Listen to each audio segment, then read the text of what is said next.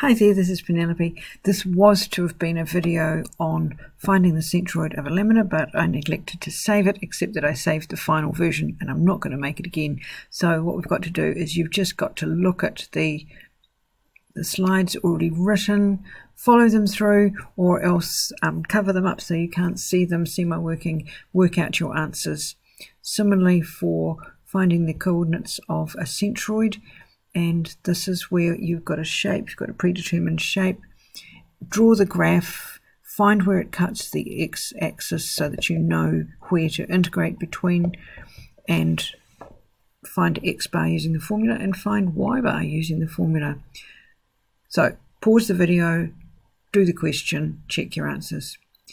The centroid for this one assumes that you've done this question in the assignment, finding the area between those two curves, and that's the bottom line of any of your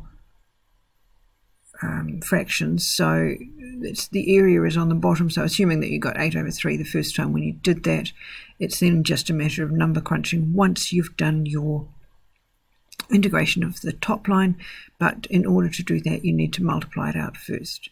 Similarly, to find y bar, use the formula, being very careful when you need to square properly the bracket root 8x minus x squared, plug in the numbers and you get approximately 1.8.